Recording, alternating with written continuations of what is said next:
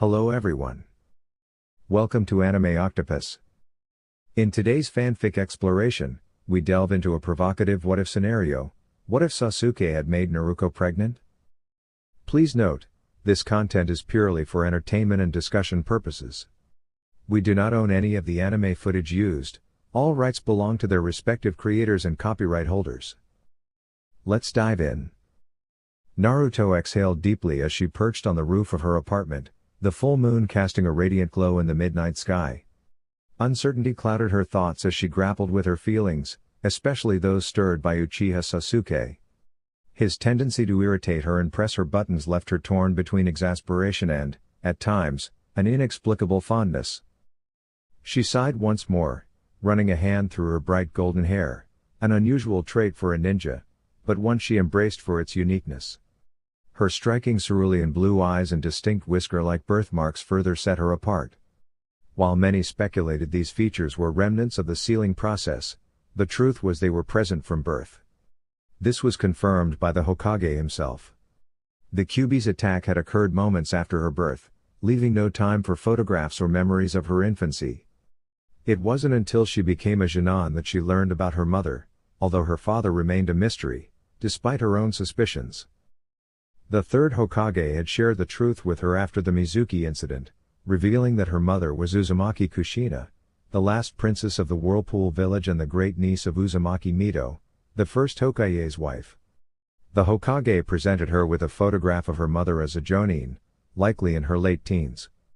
Kushina's hair was a brighter red and styled in a high ponytail, her headband proudly displayed, and her eyes, a deep violet, sparkled with a familiar grin. The resemblance between them was striking, their eyes and nose were notably similar. Kushina's name had been given to Naruto to preserve her legacy and protect her. Despite her suspicions, Naruto lacked definitive proof of her father's identity.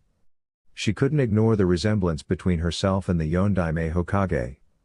Whether it was family or mere coincidence, she remained skeptical of coincidences. The potential confirmation that her revered hero, who had sealed the Kyuubi inside her, might also be her father was a revelation she was reluctant to confront. Naruto harbored no animosity towards the Yondaime Hokage for sealing the Kyuubi within her, despite feeling a sense of betrayal when she discovered her hero had made her a Jinchuriki and cast her as an outcast. However, the idea that he might be her father added a layer of profound hurt and anger.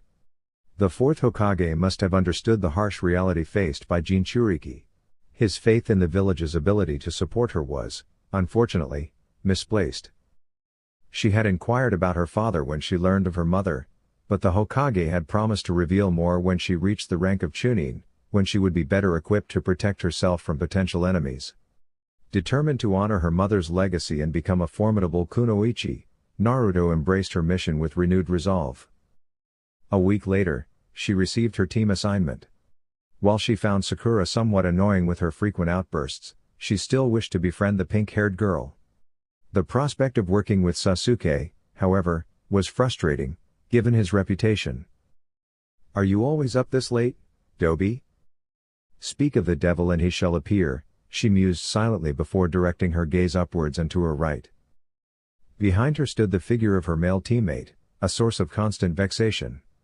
She often found herself perplexed by the male gender, a sentiment that extended even to Haku from the Wave mission, who had both bewildered and saddened her. If there were a singular regret in her life thus far, it would be her inability to save Haku and, by extension, Zabuza. The last Uchiha appeared as he always did, clad in a dark blue shirt bearing his clan symbol, paired with long shorts and standard ninja sandals. His weapons and tools were systematically arranged for easy access, as was customary for any shinobi. In contrast, her own attire remained consistent, an orange, short-sleeved kimono blouse paired with a black obi and black shorts. She complemented this with thigh-high black stockings and black sandals, garments she had acquired upon becoming a Genin. It was only later that she realized her outfit closely resembled that of her mother's attire from her Genin days. Her forehead protector, worn beneath her bangs, marked her as a ninja of the hidden leaf. An orange clip secured a portion of her blonde hair from her face on the left side. Her long, sunny blonde hair, which gleamed with hidden red highlights in the sunlight, cascaded around her as she sat. Had she been standing, her hair would extend to the back of her thighs. Typically, Naruto wore it loose, enhancing her resemblance to her mother. Naruto looked up from her reflections and interrupted him. "I could ask the same about you, team," she replied, though her tone lacked its usual irritation or anger. The dark-haired Avenger snorted and approached, standing beside her with his hands tucked in his pockets. "Just taking a midnight stroll," he said with a casual shrug. "Happened to notice you. Hard to miss with that bright mop of hair and the orange you're wearing." Naruto considered his statement. It was arguably one of the lengthier responses she had ever heard from him. After a pause, she responded, "Sometimes I have difficulty sleeping." This was more than accurate. Her dreams were seldom nightmares per se, but after years of being marginalized and isolated from positive human interactions, they were rarely pleasant. Her childhood had been largely solitary, and even after joining the academy, she had mainly formed only superficial acquaintances. The inability of the older generation to publicly acknowledge that she was the Kyuubi's vessel did not preclude them from prohibiting their children from associating with her. Sasuke was an exception to this unwritten rule. While his clan generally appeared indifferent, his father had been initially less than enthusiastic about her presence. However, Sasuke's mother had actively encouraged their friendship.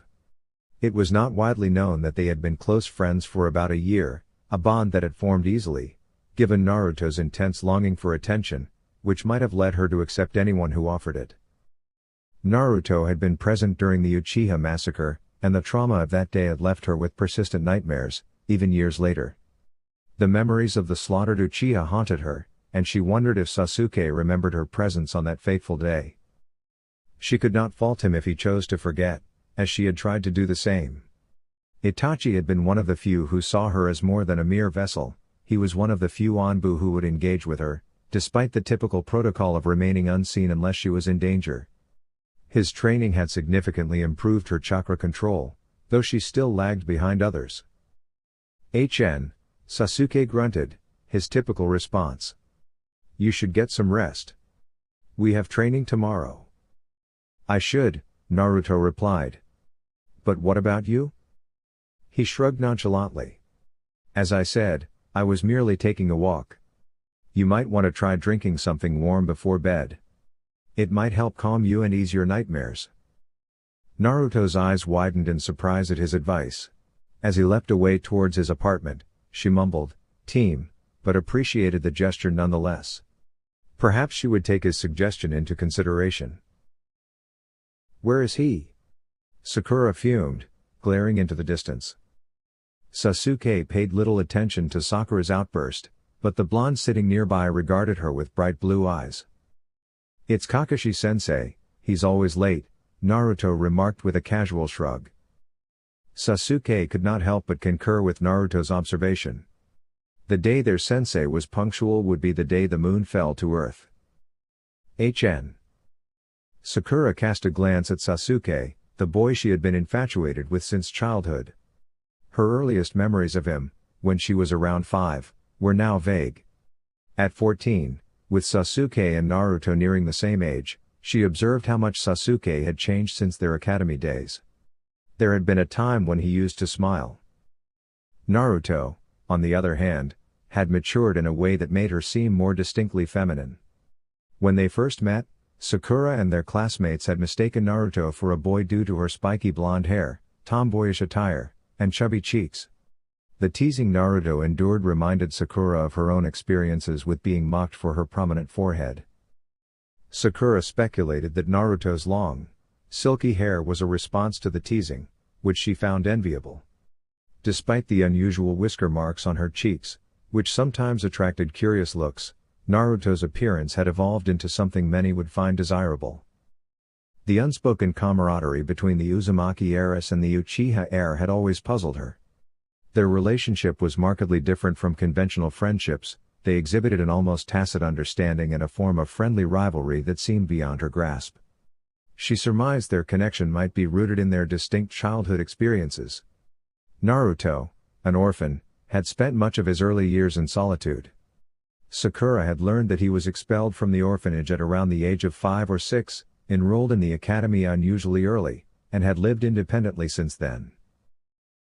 Despite Naruto's challenging upbringing, he maintained a close relationship with the Hokage and displayed an unexpectedly buoyant demeanor. Sakura could not fully comprehend his experiences, nor did she feel she was meant to. Their bond had strengthened since their mission to the Land of Waves, and she felt their closeness even as she struggled with feelings of exclusion. Although many viewed her as little more than a fervent admirer with a prominent forehead, she acknowledged that her perspective had evolved over the past 6 months. Being on Team 7 had transformed her, and it had similarly impacted Naruto and Sasuke, with even Kakashi appearing more relaxed around them. Her feelings for the Uchiha heir persisted, though her obsession had waned. Despite the team's growth, Sakura occasionally felt overshadowed by the tacit bond between her two teammates, as though she were being left behind. "Sakura, are you all right?" Naruto inquired with concern. "Yes, Naruto? I'm fine," she responded, offering a reassuring smile just as Kakashi arrived with a swirl of leaves. "Hello," Kakashi greeted. "You're late." Sakura protested, a familiar complaint. "Apologies, I got lost on the path of enlightenment," Kakashi began, only to be interrupted. "So, you overslept?" Naruto quipped. Kakashi blinked and sighed. "Must you interrupt my excuses?"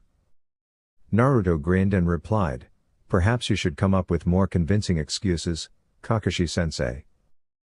Kakashi grumbled but was clearly amused. He had never envisioned himself training a Genin team and had doubts about his suitability as a teacher. Despite repeated attempts by the Hokage to convince him to take on a team and retire from Anbu, Kakashi had only reluctantly agreed. His rigorous bell test had been a tradition passed down from his own sensei, and though he was initially skeptical about Team 7, he was pleasantly surprised by their progress. Ultimately, they passed the test, though Kakashi knew the council would have been displeased if he had failed them, especially with the last Uchiha on his team. Balancing the attention he gave each student was challenging, as the council's interest in Sasuke was considerable. Despite this, Kakashi managed to provide some individualized training, focusing more on Sasuke and his Sharingan due to his high risk of defection. Naruto, while also a concern, was less likely to leave given her aspirations to become Hokage and gain the village's recognition. Moving on, Kakashi said, "We have a mission. You have 1 hour to prepare and meet me at the gates." "What is the mission?" Sasuke asked, his tone neutral. "It's a C-rank escort mission to Tanzakugai. We'll be gone for approximately 2 weeks, Kakashi explained. "I'll see you there." With that, he offered a final eye smile and disappeared with a shunshine. 9 months had passed since the world as Team 7 knew it had crumbled. The Chunin exams marked the onset of a relentless cycle of turmoil for the team, their unity shattered like a broken mirror. The upheaval began with Orochimaru, one of the legendary Sannin, and culminated at the Valley of the End. It was a grim reminder of history's propensity to repeat itself. Naruto sighed as she rested against the memorial stone, her gaze reflecting the recent additions to the list of names, a somber testament to the casualties from the Sound and Sand Ninja invasion. Despite Konoha's efforts to repel the attackers, many had suffered injuries or lost their lives. The Sandaime Hokage had perished battling Orochimaru, and while searching for Tsunade, she had been ambushed by the Akatsuki, with Itachi among them. The sight of him, after 6 years, had left her paralyzed. The ultimate consequence had been Sasuke's defection. She closed her eyes, placing a hand over her heart, wincing at the ache that was both emotional and physical. "Why, Sasuke? Why must you forsake the bonds that could grant you strength? Why must you?" Her thoughts trailed off, unable to sustain the weight of her sorrow. "I won't give up, Sasuke. I will bring you back, even if it costs me my life," she vowed softly, her eyes fixed on the full moon shining brightly in the night sky. Despite everything, hope remained her guiding light. Naruto exhaled in frustration as her final clone was obliterated by Kakashi.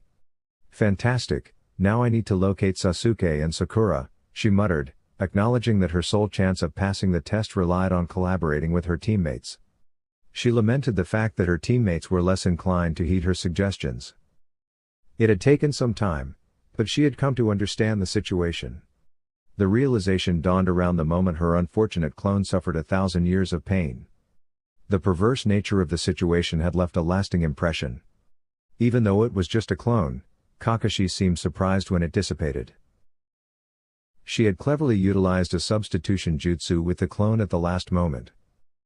Determined, Naruto proceeded in the direction Kakashi had gone, moving with both speed and stealth. She was determined to obtain the bell and pass the test. However, she knew she would require assistance and hoped she could persuade Sasuke and Sakura to cooperate. Naruto submerged herself in the lukewarm water of a nearby waterfall to wash her long hair, her expression reflecting her melancholy. Despite the water's chill, it provided a means to cleanse herself. As she swam toward the shore, her sunlit hair clung to her body, modestly concealing her form. Visible as she walked was a large scar on the left side of her chest, perilously close to her heart. An identical scar marked her back, resembling an impression of a hand. The scar was the only one on her body that remained prominent, with an almost star-like or web-like pattern. Its presence suggested a severe injury that questioned her survival. Naruto! She gasped, straightening her posture as she grasped her towel defensively. She recognized the voice immediately, cold and devoid of emotion, yet betraying the concealed feelings beneath. Scanning her surroundings, her cerulean eyes discerned a figure emerging from the moonlit shadows. After nearly 3 months, he had retained much of his previous appearance. He was taller, with longer hair, still dark and tousled in the back. His pale complexion had taken on an almost sickly hue, and his eyes bore an even more penetrating gaze than she remembered. Naruto realized she was trembling, her body's reaction causing ripples in the water around her knees. The shivering was not solely due to the cold but was intertwined with a complex mix of emotions, making it difficult to distinguish one from the other. "Sasuke," she whispered, her voice nearly breaking while her eyes began to tear up. Sasuke blinked when he saw the blonde come from behind a tree after Kakashi left, leaving him still stuck underground. The girl chuckled upon seeing him and he glared. He couldn't help but notice the way the sun shinned against her hair and nearly turned areas of it red. Her hair always did distract me, he thought to himself. "Dobi," he said, slightly annoyed. "What are you doing?" She smiled and sank to her knees. She made a few clones to help her and she began to dig him out. This action surprised him, but he refused to show it. "Getting you out of this mess, bastard," she said. "Once you're out of here though, you owe me one. And I know exactly what you can do." Sasuke raised a single eyebrow in question. And what exactly is that?" he asked. Naruto smirked. "Help me get those bells from Kakashi-sensei and pass this test. I'll explain more once you're out." Sasuke smirked, and after a moment of consideration he nodded. Naruto hadn't changed much in the months since he'd seen her at the Valley of the End. She was a little taller, but so was he. Her body had begun to transition from teenager to woman, even if only slightly, seeing as she was only 14, given a few months they'd both be 15, but she'd always been a little more developed than most of the girls their age. Her hair was longer and some of it was floating on the water that came up to her knees. It formed to her body in such a way that he could only make out some of her curves, and the towel was obscuring the rest of her body from him. Her blue eyes were wide. He tried to fight how much he'd missed the sunny girl. "Come to kill me, Sasuke?" she asked, her eyes slowly narrowing. She hadn't forgotten. It was hard to when the scar on her chest reminded her every time she saw it. She'd wanted to hate him for leaving so badly, but she could never bring herself to. Sasuke grimaced inwardly at the reminder. The memory of the last battle between them haunted him still, but he couldn't allow it to distract him. He couldn't allow Naruto to get in his way, no matter how much he cared about her. "No," he said, walking forward. "I just happened to be in the area." She raised an eyebrow, and snorted. "This is miles from sound." Sasuke smirked in that holier-than-thou way that always made her want to punch him. "You think I'm kept caged, Naruto?" he asked, shaking his head and walking into the water to be closer to her. "Foolish." Naruto watched warily, her eyes dilating as he invaded her personal space. It made it worse that she was completely vulnerable and naked under the towel she held to her body. "What are?" Naruto didn't finish, her eyes widened in shock as his lips met her own. The shock was both metaphorical and literal, at least, she felt as if a shock of lightning had shot through her. Mentally her mind told her to pull away, but a stronger part didn't want to. "Why?" she whispered once he pulled away, his forehead resting against hers. Her eyes were watering, and anger coursed through her. "You're my best friend, the only one I can let my guard down around. Or at least, I could. Before," he said so softly she almost didn't hear it. "How? How could you leave?" she asked harshly, her hand pushing sharply against his chest. "Come back to Konoha, Sasuke. It's not too late for that." "Konoha?" He looked up at the sky and then back down at her. "No. Konoha only holds me back." "Why are you here then, just to torment me?" she asked raspingly, a defeated undertone going almost unnoticed. She gasped softly when she felt arms around her waist, pulling her closer, and Onyx's eyes gazed down into hers. "For one night. Can't we just forget our pasts?" he muttered, all but unsure of what he himself was asking. While her mind told her to refuse, she'd always had problems refusing her precious people, and Sasuke always held a special place in her heart. Leaning up she placed her lips against his. She was aware of a single tear falling from her eye while she gave no more resistance to her desires. One night to forget. In her heart she felt a tinge of guilt. Sasuke was technically a traitor to Konoha, but she couldn't resist giving in to the brief happiness these nights would bring her. They wouldn't be often, and she'd always wonder how he always found her, but she never cared to ask. When those nights came they were simply Sasuke and Naru. There was nothing else. They were both at the point of no resistance. Jiraiya stared at his goddaughter, his initial shock fading into a familiar expression of concern. "When I agreed to take you on this trip, I did not anticipate discovering your clandestine meetings with the Uchiha," he remarked. He had expected trouble, though not this exact situation. He had anticipated Naruto's affection for the Uchiha, the very same individual who had inflicted grievous harm upon her not once, but twice. This new Team 7 seemed a painful echo of his own experiences. His former team had been a reflection of his past. The legendary Sannin, which included himself, Tsunade, and Orochimaru, mirrored the dynamic of Naruto's current team. His own team, consisting of Namikaze Minato, Uchiha Mikoto, and Himura Masaru, also resembled the structure of Naruto's group. This consistent pattern across generations suggested a cosmic jest or, perhaps, a curse. If there were a curse, it would not be surprising if Orochimaru had a hand in it, given his penchant for petty vengeance. When Jiraiya had questioned Naruto about her uncharacteristic behavior that could have elicited a strong reaction from Kushina and Minato had they been aware, her response had been nonchalant. "It started as a whim," she had said, shrugging off the gravity of the situation as though discussing the weather. "The first time we met, I thought it was just a fleeting moment. But I missed him, and I still do. Is that love, Uro-sennin?" Jiraiya rubbed his temples in frustration. He was astonished by how Naruto had managed to maintain a relationship with the Uchiha for nearly a year without his knowledge. The clues, her missed periods, fatigue, and the onset of morning sickness, had led him to a troubling realization. Naruto had confirmed this morning, pale and anxious, that Kyuubi had informed her of her pregnancy.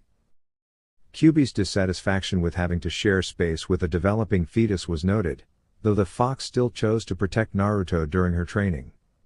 The fox had expressed frustration at the necessity of explaining her condition, attributing it to a lack of awareness on Naruto's part. Jiraiya acknowledged that previous hosts, Mito and Kushina, had been aware of their pregnancies, but he was concerned whether Naruto had received proper education on such matters. "Naru, have you ever been informed about reproductive health?" Jiraiya asked, fearing that Minato and Kushina might one day confront him for neglecting this critical education. Naruto looked puzzled, her head tilting like a curious fox. "There's a talk about this?" she asked, confused by the unfamiliar term. Jiraiya sighed, exasperated. How did you come to understand sexual matters in the first place? Naruto blushed, uncomfortable with the discussion but acknowledging her role in the situation. Her interactions with Sasuke had been influenced by her heightened hormonal state, which she had not fully understood. She had been unaware of the increased fertility periods typical of female Jinchuriki until Kyuubi had brought it up after the fact. I used to live in the red light district before Gigi arranged my apartment, Naruto admitted, her cheeks flushing with embarrassment. I saw a lot there, and sometimes the girls at the brothel would let me stay with them.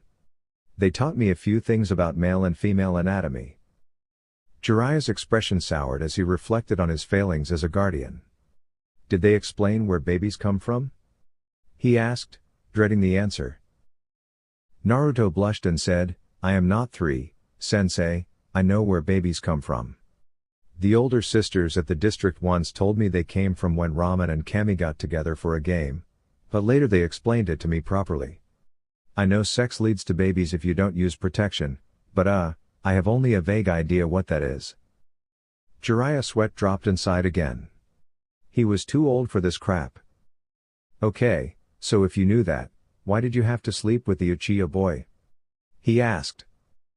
Naruto blinked. I didn't. What? Jiraiya deadpanned.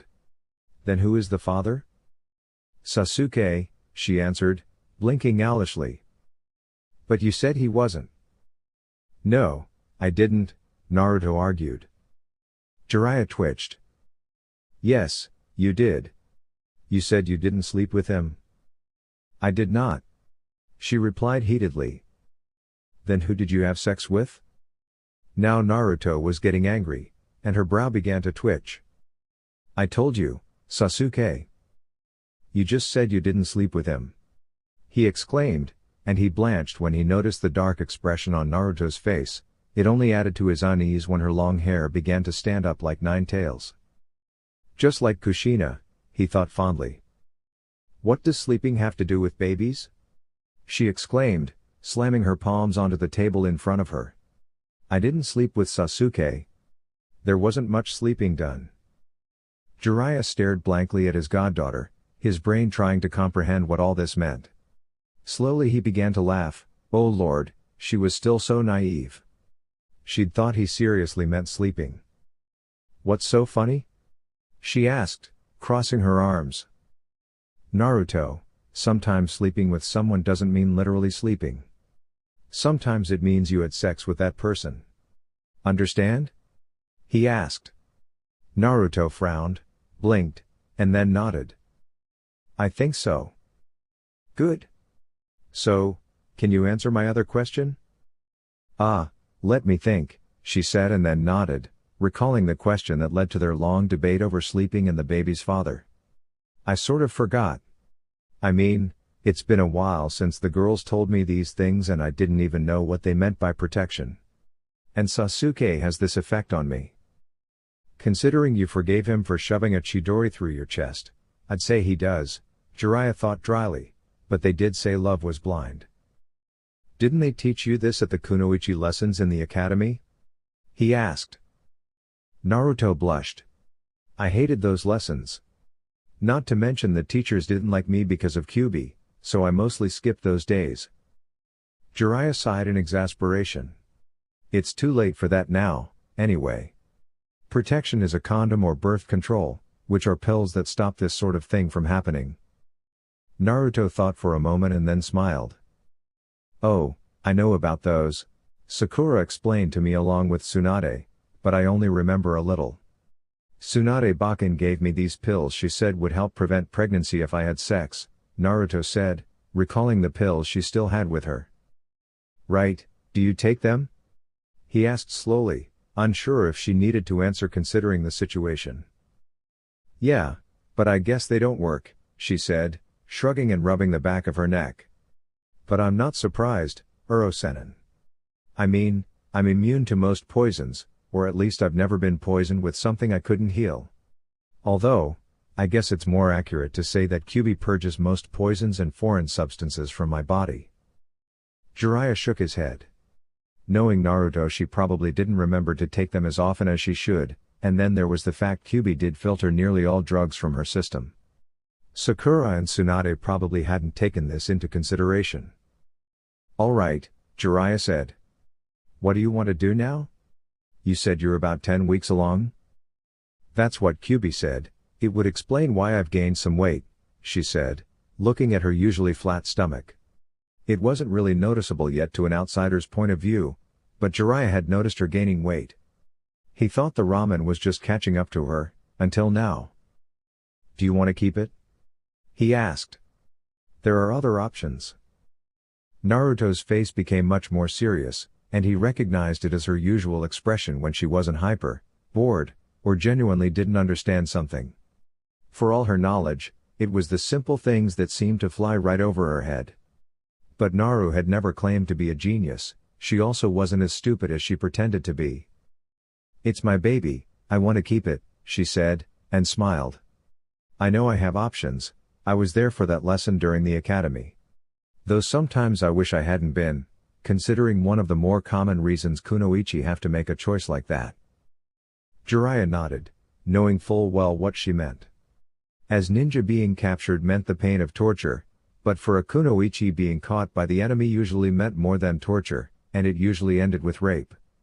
That was one reason a kunoichi had to be strong and safeguard her emotions. "The council will probably throw a fit, and you can't exactly hide the paternity. Unless it looks a hell of a lot like you," he said.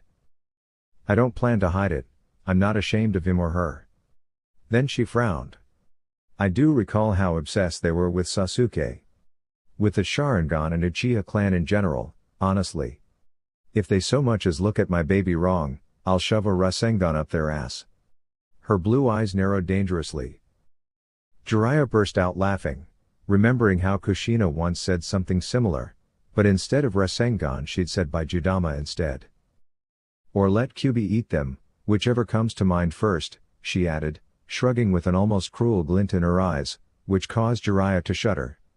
Knowing her, she'd find a way to go through with that threat. "This won't be easy, you know," he said. "Training will have to be kept to a theory and maybe focused on your Fuinjutsu. It would probably be alright to start teaching you the theory behind the Hiraishin." Naruto had asked about her father's signature jutsu, other than the Rasengan, several weeks into their trip. While Jiraiya didn't know the Hiraishin himself, he did have access to notes Minato left behind on it. He didn't have a problem letting Naruto look at them. If she could replicate it into a seal that worked for her was another matter altogether. He'd told her about her parents after a run-in with Iwa Ninja when they were in the Land of Earth. It was a mistake on his part taking her there. She may look a lot like her mother, but her coloring screamed Minato. It came as a surprise when she said she'd always had her suspicions on who her father was. The fact he was her godfather came out at the same time, and after some anger-induced shouting, and a few tears on Naruto's behalf, everything had returned to normal. Well, after the first few days in which she barely talked to him, but she'd come to understand that it wasn't because he didn't want to raise her, it was because he couldn't. His spy network was important, and raising a child on the road wasn't safe when the guardian was one of the Sannin.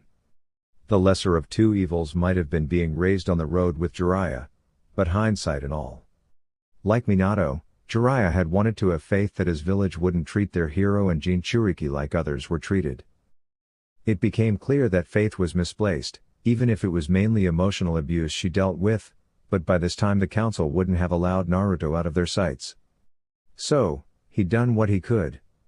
It was from him that she got her beloved Gama-chan wallet, even if it had been Hiruzen who handed it to her on Jiraiya's behalf. He was just relieved she turned out as well as she did.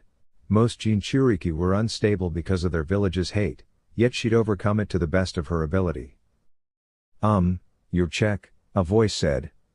They both looked to see their waitress with a check and uneasy look on her face. Naruto smiled, taking the slip of paper, and the waitress quickly left. Jiraiya snatched the check from her hands and looked it over. "I should have known, cafes in the Land of Water are always expensive," he said morosely. He placed the money on the table with the check as he stood up and stretched his arms out. "Come on, Naru. We have to get back to the hotel and rest. We head back to the Land of Fire tomorrow, and then we'll find somewhere to settle for a while until that kid pops out, he said. She stood and the two made their way back to the hotel. We can head to Wave. I know some people there who could help us set up a place. I also wanted to catch a boat to the land of whirlpools. The place may have been destroyed, but the island and ruins are still there, she suggested. And no one would think about us going there. Good idea, Naruto. We'll rent a boat and head to Whirlpool, and after that we'll head to Wave. They're not that far from one another. It was actually farther than it looked on a map, but Jiraiya had never been good with sea travel. Naruto nodded and breathed a sigh of relief. That had gone much better than she'd thought it would. For the first time in a while she felt genuine happiness. Now if only she could find a way to drag Sasuke back to Konoha and break the news to him that she was pregnant. Right now she couldn't let him know, and she'd have to hide it as long as she could.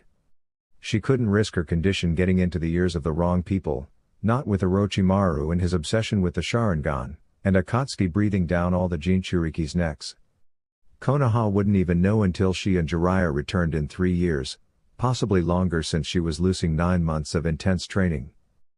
Inside the seal on her stomach, in a sewer-like cage, the 9-tailed Bijou, Kurama, or more commonly known, Kyubi no Yoko, squirmed around like a dog trying to get comfortable. Cracking open one eye, the 9-tails rested his large head on his front arms/paws. They weren't true paws or human hands, but a mix of both, and slowly opened the other crimson orb and he growled. The boat ride to Uzu no Kuni, land of whirlpools, went rather close to one side of Nami no Kuni, land of waves, and was not extremely far from Mizu no Kuni, land of water. Naruto knew quite a bit about the history of her mother's homeland, and knew that most of the land was settled as a ninja settlement. There was no daimyo when Whirlpool Country had been founded, not traditionally anyways. The lands were owned by the Uzumaki, and its shinobi village, Uzushiogakur no Sato, had been founded by the Uzumaki.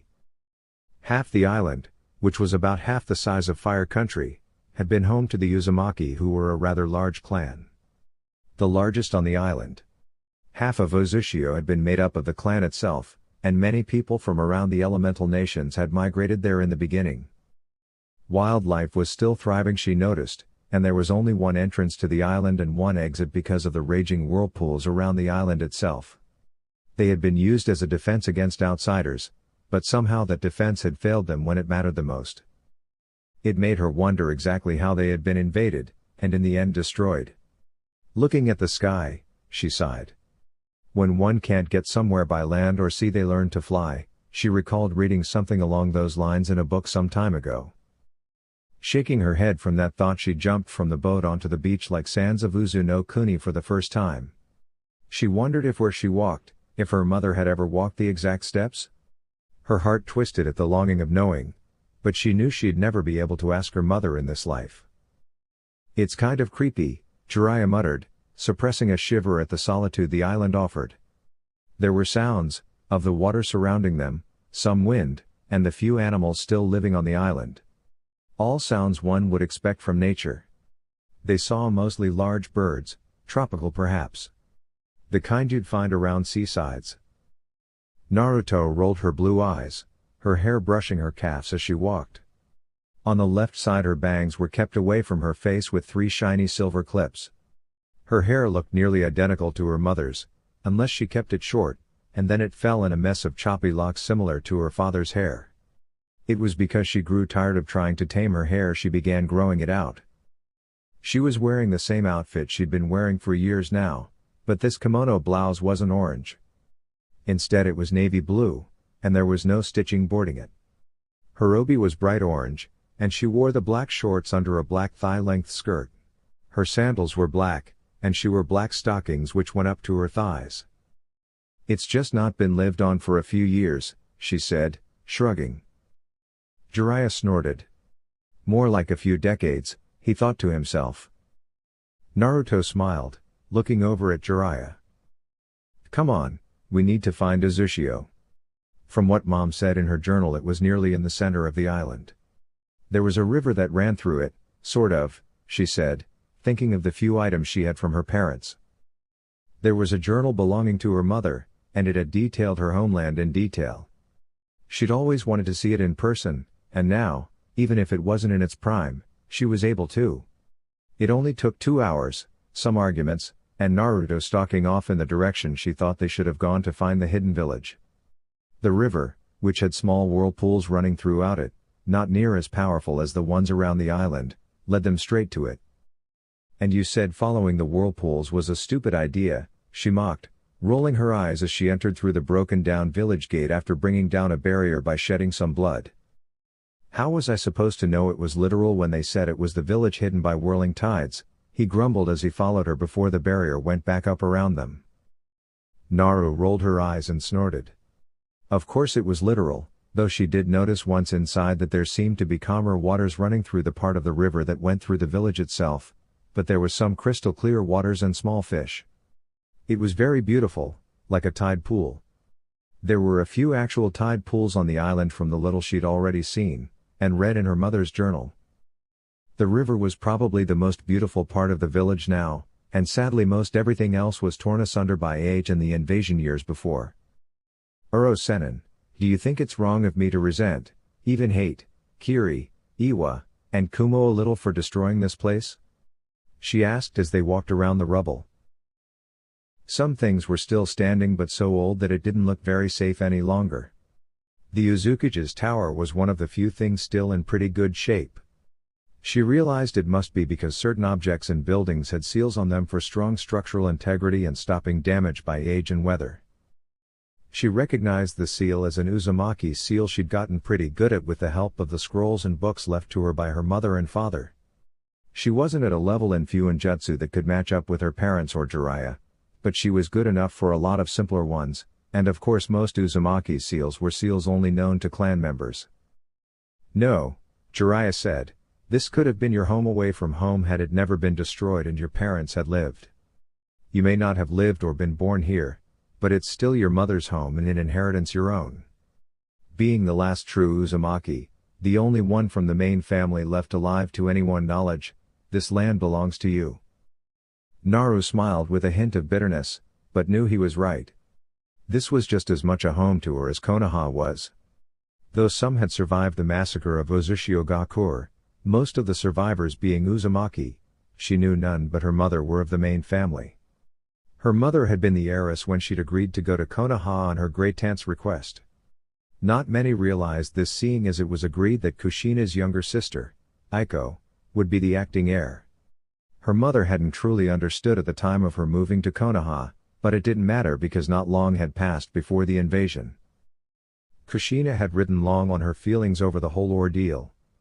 And though Naruto felt she would always resent Kiri, Iwa, and Kuma for what they'd done to Uzushio, she wouldn't outright blame them when it had been so long ago.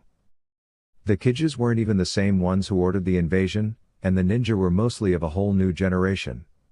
She wouldn't exactly like them either, but she'd be civil. Soon the two travelers found a part of the village which was better preserved.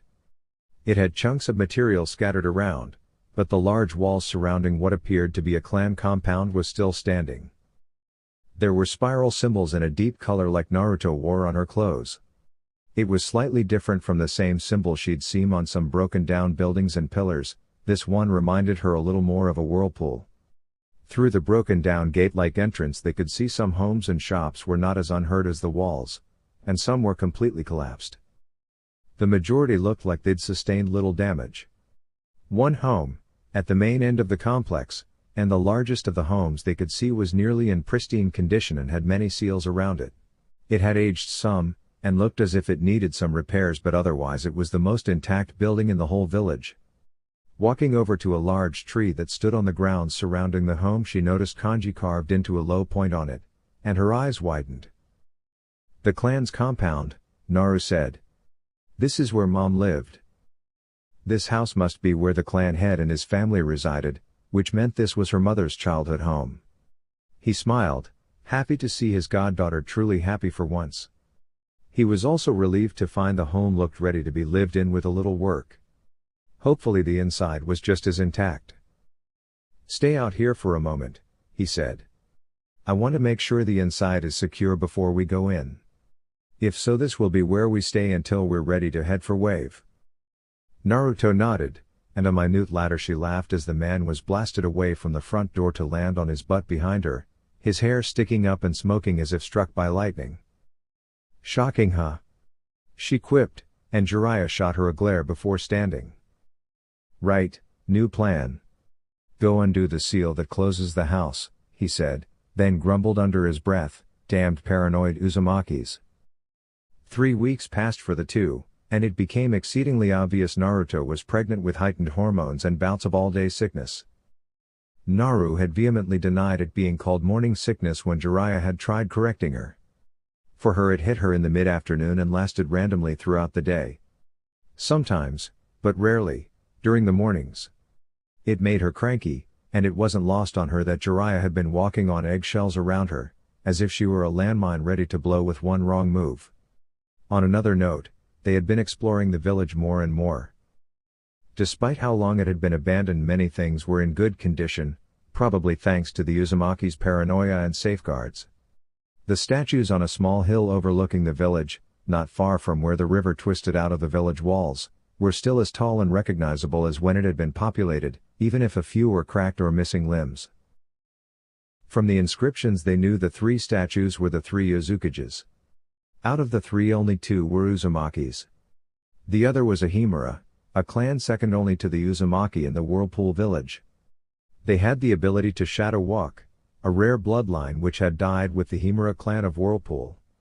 It was similar yet very different from the Nara clan's shadow-based hidden jutsu. The 2 of them spent the most time in the main Uzumaki house where they now resided, and in the Uzukage Tower. It seemed during the invasion not much had been taken. Documents inside the tower were still there. It seemed they were more interested in destroying them opposed to taking their techniques. Naru was sure some techniques had been lost, since there hadn't been any in the tower. They had either been taken or were kept somewhere else. Naruto knew the invasion had lost the village plenty. Many scrolls that were recorded to be in the village were not present.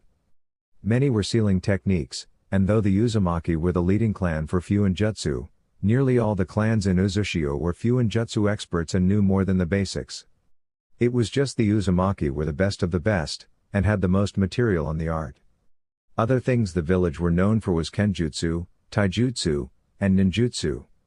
There were few that specialized in ninjutsu, as opposed to other villages where ninjutsu was one of the most common talents.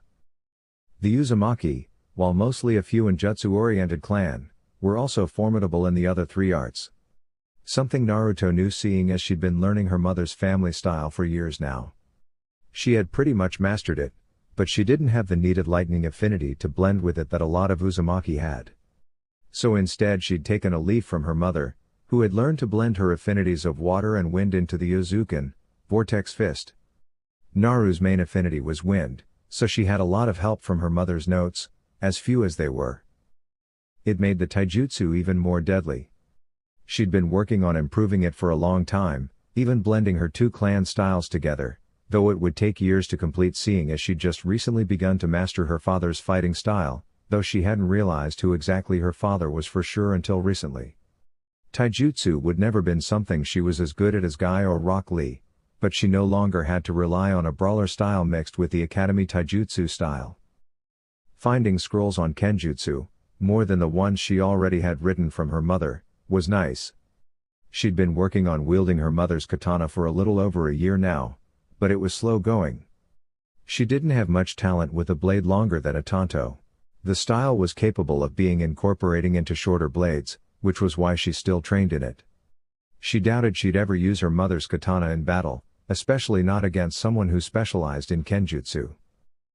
Despite being the dead last of her year, Naruto actually was far from stupid. A lot of that had been a facade, since she hadn't wanted to draw unnecessary attention to herself.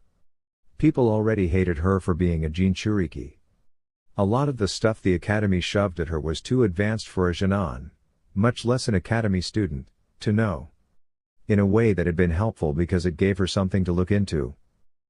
During the end of the second week she was looking around when she noticed a seal on one of the walls in the library/study of the family house.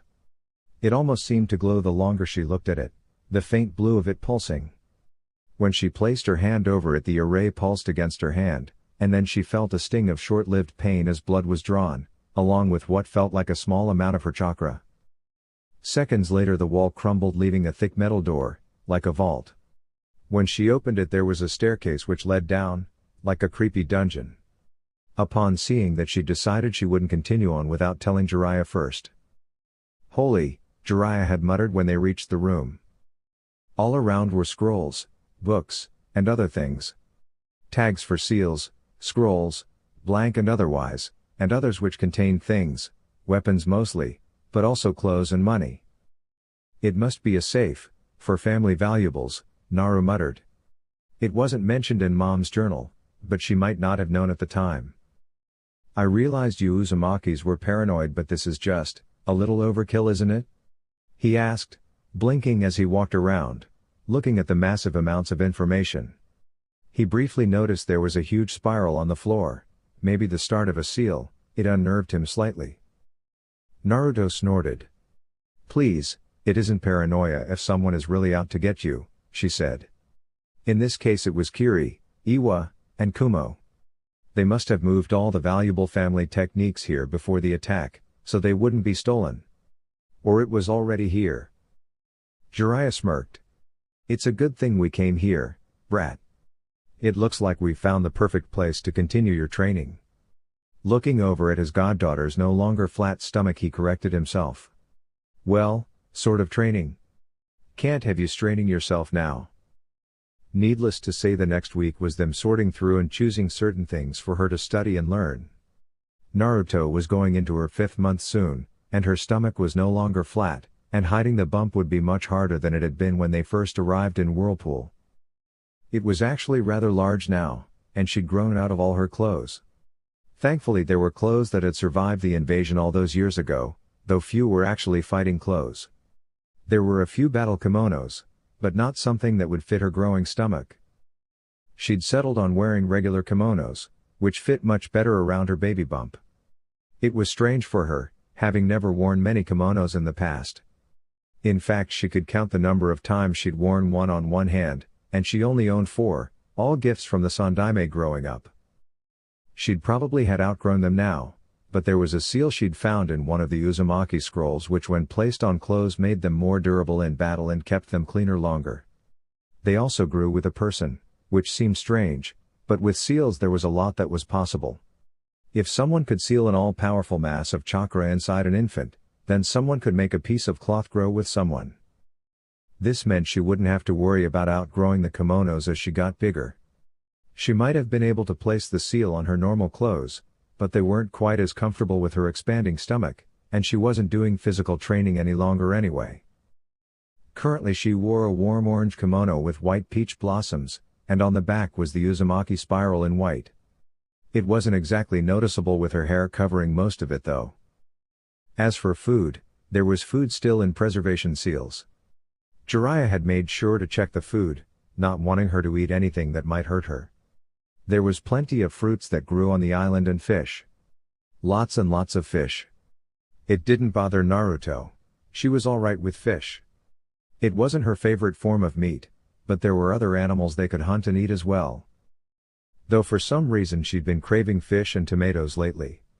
It was kind of funny to watch Jiraiya run around like a chicken with his head cut off to find the 2 items when she wanted them. It was exceedingly hard to find tomatoes after the preserved food ran out. "Do you think I could clean this place up and rebuild it one day?" she asked, placing her teacup back on the table in front of her. Jiraiya looked up from the scroll he was reading, with her permission of course. It wasn't anything she felt he shouldn't know. It was actually information on the bijou and the seal her father had used on her to seal the Kyuubi, who she noticed was exceedingly grumpy lately. "Why? You're a Konoha ninja." Naruto shook her head, knowing where he was going with those words. "No, that's not what I meant, Uro-senin. I have no desire to leave Konoha, or run my own village or country as it may be. But this place is also my heritage. I don't like seeing it in such a poor state." Jiraiya chuckled. The girl before him was only 15, but at times seemed so much older. He couldn't help but feel proud of her. She'd taken the hand life handed her with grace, and never let the darkness from her own inner demons both literal and metaphorical, get her down. Now life was throwing her another curveball in the form of a wayward lover that was obsessed with revenge against his own brother, someone who Naruto had known in her youth and seen as an older brother herself, and unexpected motherhood. And yet, she still stood strong, and reminded him more and more of her parents every day. Those words had been something Kushina would have said, even Minato come to think of it, but the way she'd said it, for a moment he'd thought he'd heard the echo of a noble woman before him, and technically speaking that was what she was. She owned a country, much like a daimyo would, that technically made her a very important person. He snickered mentally. If the council even thought of giving his apprentice a hard time over her child and being a Jinchuriki, they would be in for a surprise. Being who she was, she didn't have to stay in Konoha if she resigned as a ninja. She could go happily to her mother's homeland and restart what had fallen years ago. The biggest blow to Konoha was that she'd end up taking their precious Uchiha, that wasn't even counting Sasuke, though he might follow as well at this rate, with her. He didn't want to see that happen, but he could imagine some of the council dying from shock, which was a funny mental image. The civilian council should have been disbanded ages ago anyway. Might even be worth seeing, maybe.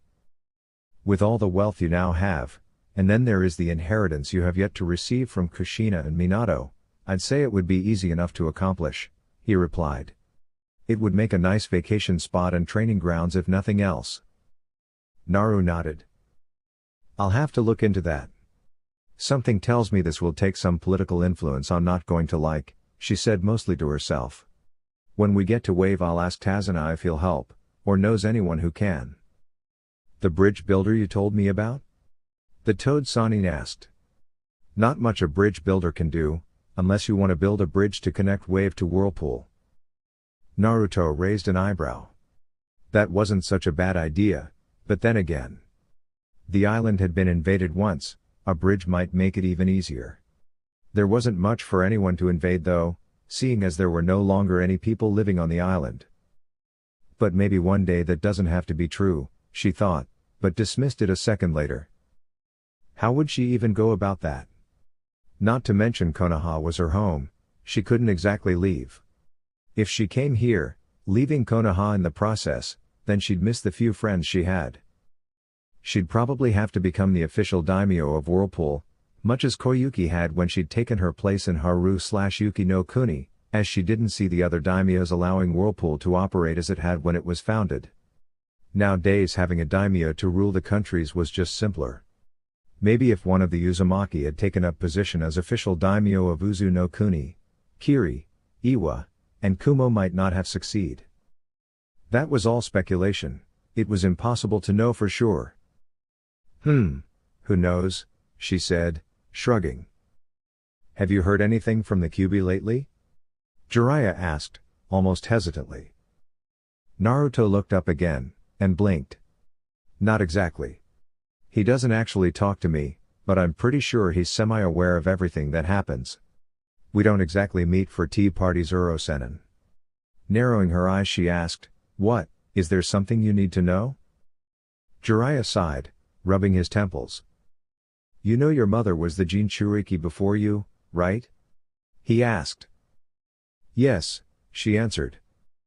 Well, you also should know that the fox was let out by someone who attacked your parents after your birth. You see, the seal on your mother was weakened during labor. Childbirth weakens the seal, but I don't know if it will do the same for you seeing as your seals are different. Kushina's wasn't done with the Shinigami, but it was still very advanced being Uzumaki made. Naru frowned, one of her hands having dropped to her stomach. Will that happen with me? Do you think Kyuubi is plotting something, is that why you asked? She inquired. Jiraiya shrugged. I don't know. I don't even know if the fox attempts to get out knowingly or if it's just instinct. The point is, from what I read about the seal, childbirth will still weaken the seal. Shinigami made or not, it's one of the drawbacks of having a female Jinchuriki. But you'll be able to stop the seal from breaking, right? Jiraiya chuckled and nodded. Of course, who do you think helped Minato get ready for Kushina's seal weakening, he said, and then sighed. I just wanted you to be prepared, because it'll make the birth more unpleasant than usual. Naruto nodded. I understand. Though that didn't mean she wasn't nervous, she just hit it pretty well at the moment. Dot. Dot. Dot. Kyubi wasn't all that shocked when a few nights later his blonde container appeared in the shin-deep waters outside his cage. Which, as usual, was becoming so very uncomfortable for him. If only he had control of his container's gender like he did her healing. He was beginning to believe this was some sort of curse placed on him for something he'd done. Destroyed one too many villages perhaps? What do you want, brat? He asked, turning to face the girl with large crimson eyes, and teeth showing ever so slightly. Of course, as usual, this did nothing to deter her. She simply smiled and came a few steps closer. I wanted to speak with you. About the seal when I... Kyubi sighed and cut her off. When you have your kits, yes I know. Your mother was just as concerned when I was sealed in her. Kept asking me all these questions about the little spawn's health and then threatened to neuter me if I so much as tried to hurt it. Naruto blanched, staring blankly at the large bijou before her. He was talking about her as if she wasn't even there. Or maybe he was just so old he was going senile? Then her eyes narrowed. Heard it? You better not be. As annoying and bossy as your mother, Kit, he snapped, cutting her off. I can't hurt the little kits, my seal does not give me that kind of power. I may be uncomfortably close to your womb, but I can't interfere with anything going on there. The most effect I have there is when you go into heat, which makes you more susceptible to pregnancy assuming you find someone to mate with. The fact those things you humans take to stop fertilization is nearly completely ineffective as well, but that pretty much goes for all drugs. Naruto's eye twitched, and Kyubi might have found her annoyance funny if he weren't so damned annoyed himself. You couldn't have told me this before? She snapped. Kyubi growled, his eyes narrowing dangerously. If I had known you would go mate with that blasted Uchiha. He growled deeply against. You just had choose that Uchiha boy, didn't you, brat? Besides, it's not like you ever asked. Actually, from your innocence, ignorance, and naivety, I was hoping you'd be asexual.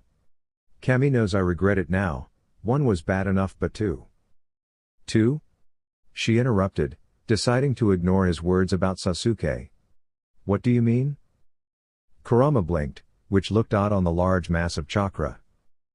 There is two, I think you humans call it twins. You don't know that either, do you not have a medic around you, brat? Naruto blushed. Right now I'm at Whirlpool Country. Kyubi blinked and nodded. So that's where we are. I've only seen it in memories from Mito and Kushina, he grumbled. Anyway, yes, it's twins. Two very annoying twins. Naruto snickered. Is that why your cage seems smaller? She asked, and Kyubi growled. You blasted people keep forgetting the seal is on your stomach around your navel, don't you? Not far below that is your womb, where those two little Uchiha banes of my existence are growing. Which means I have to endure you getting fat and my space getting smaller despite the seal creating a pocket dimension of sorts. I hate sharing. She twitched at the insult. She wasn't fat, she was just pregnant. But she chose to ignore it. Despite this, Naruto couldn't help but think the big fox was being a baby, and couldn't help but imagine the fox pouting after he'd finished talking. He sounded so much like a petulant child. So how are we talking? She asked, still processed the fact she was having twins.